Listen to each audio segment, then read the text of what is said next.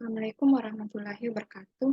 Perkenalkan nama saya Nur Fadila, NIM 210901501037 dari kelas C. Di video kali ini saya akan membahas mengenai piutang. Nah, apa itu piutang?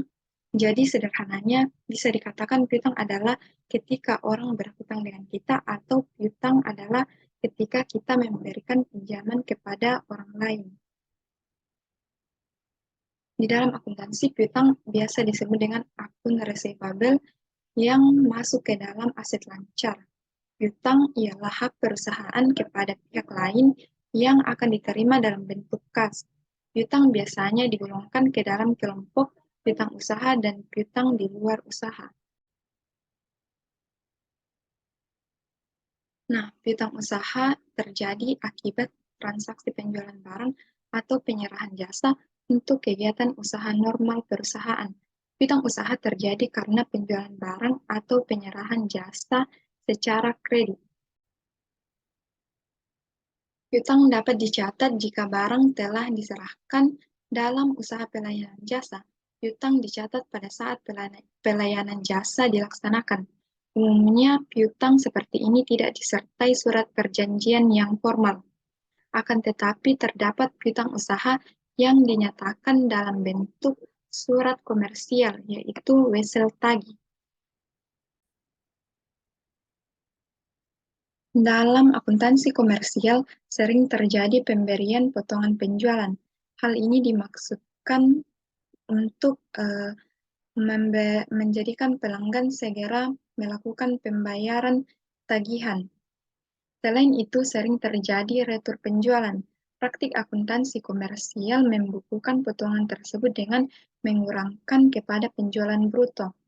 Pembukuan seperti ini diperbolehkan oleh ketentuan perpajakan, namun pembukuan penyisihan atau allowance untuk potongan tunai dan retur penjualan tidak diperkenankan untuk tujuan perpajakan karena ketentuan perpajakan lebih menekankan pada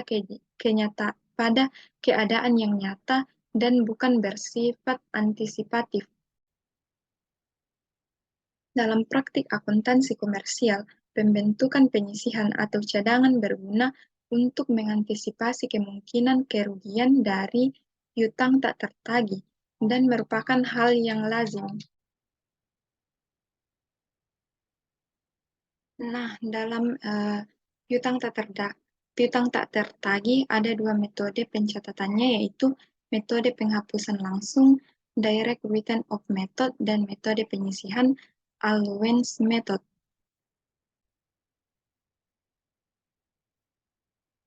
Nah, apabila terdapat estimasi jumlah piutang tak tertagih, maka jurnal yang dicatat dalam direct written off method tidak ada. Sedangkan untuk allowance method, jurnalnya yaitu beban piutang tak tertagih pada cadangan piutang tak tertagih. Selanjutnya yaitu apabila terjadi penghapusan piutang usaha, jurnal pada metode direct written off method yaitu beban piutang tak tertagih pada piutang usaha, dan allowance method jurnalnya cadangan piutang tak tertagih pada piutang usaha. Selanjutnya yaitu apabila piutang usaha yang telah dihapus ternyata dapat dilunasi, jurnal direct written off method jurnal yang dimunculkan yaitu piutang usaha pada beban piutang tak tertagih, dan apabila piutangnya sudah dilunasi maka jurnalnya yaitu kas pada piutang usaha. Kemudian untuk metode allowance method, apabila piutang usaha yang telah dihapus ternyata dapat dilunasi, jurnal yang dimunculkan yaitu piutang usaha pada cadangan piutang tak tertagih, dan apabila piutangnya sudah dilunasi maka jurnalnya yaitu kas pada piutang usaha. Nah, di sini terdapat contoh piutang usaha, yaitu PT Abadi menjual barang secara kredit kepada PT ZAP sebesar 5.500.000, sudah termasuk PPN 10%. Pada tanggal 10 Februari 2012, PT Abadi telah dikukuhkan sebagai PKP pada tanggal 15 Maret 2006. Sistem pencatatan persediaan yang digunakan oleh PT Abadi adalah sistem perpetual, di mana harga pokok penjualan adalah sebesar 3.500.000. Jurnal untuk transaksi tersebut di atas yaitu tanggal 10 Februari 2012, jurnalnya yaitu piutang usaha sebesar 5.500.000, pajak keluaran sebesar 550.000, didapatkan dari 10% dikali 5.500.000, dan penjualan sebesar 4.950.000. Kemudian harga pokok penjualan sebesar 3.500.000 pada persediaan sebesar 3.500.000. Apabila sistem pencatatan persediaan menggunakan sistem periodik, maka jurnal yang dibuat yaitu pada tanggal 10 Februari 2012 piutang usaha sebesar 5.500.000 pada pajak keluaran 550.000 dan penjualan sebesar 4.950.000.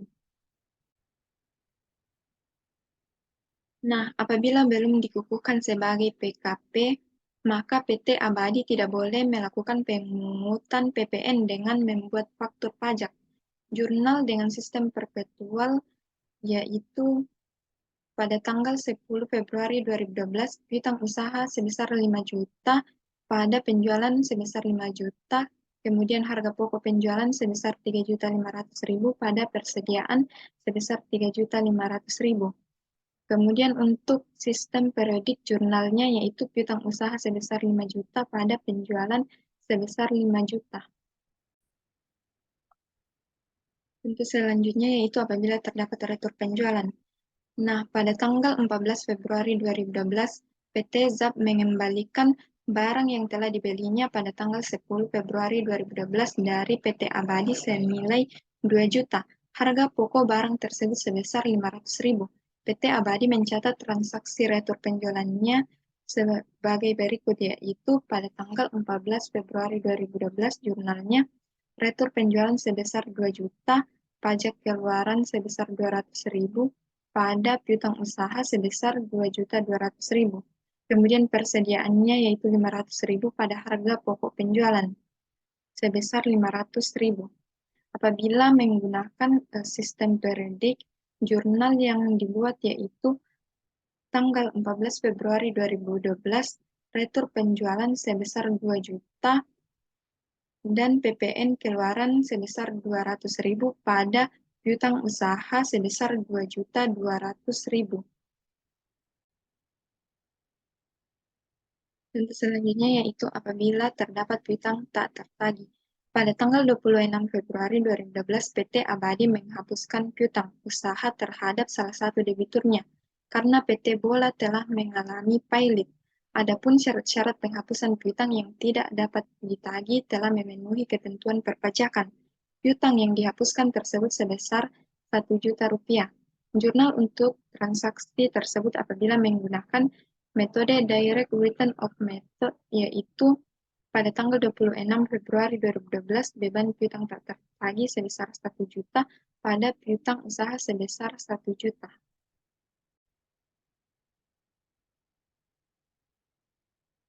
Nah, selanjutnya yaitu dalam piutang usaha terdapat piutang dengan pihak yang mempunyai hubungan istimewa. Piutang dalam hubungan istimewa merupakan saldo tagihan dari transaksi yang dilakukan dengan pihak di mana perusahaan mempunyai hubungan istimewa.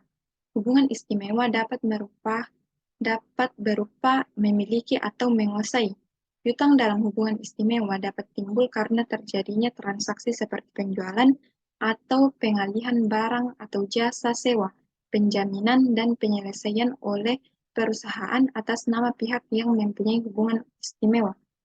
Penyajian pihak-pihak yang mempunyai hubungan istimewa diatur juga dalam SAK Etap 2009 halaman 160 sampai 163.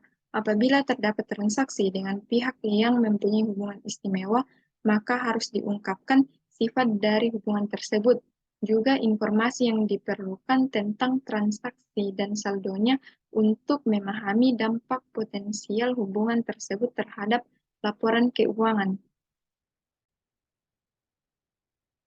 Pengungkapan tersebut harus meliputi pertama, jumlah transaksi, kedua, beban yang diakui dalam periode yang berkaitan dengan piutang ragu-ragu yang jatuh tempo dari pihak-pihak yang mempunyai hubungan istimewa. Ketiga yaitu penyisihan kerugian piutang tidak tertagih terkait dengan jumlah saldo piutang. Dan keempat yaitu jumlah saldo. Syarat dan kondisinya termasuk jaminan dan sifat pembayaran yang disediakan dalam penyelesaian, kemudian rincian jaminan yang diberikan atau diterima. Menurut Undang-Undang PPH Nomor 36 Tahun 2008, Pasal 8 Ayat 4, hubungan istimewa terjadi apabila pertama, kepemilikan atau penyertaan modal, kedua, adanya penguasaan melalui manajemen atau penggunaan teknologi, ketiga, adanya hubungan keluarga. Kemudian, piutang di luar usaha. Piutang tidak hanya terjadi karena penjualan barang atau jasa, sering pula piutang timbul karena pemberian pinjaman kepada pihak ketiga atau pegawai, klaim asuransi, restitusi, royalti, dan lain-lain. Mungkin itulah yang dapat saya sampaikan. Kurang lebihnya mohon dimaafkan. Terima kasih. Assalamualaikum warahmatullahi wabarakatuh.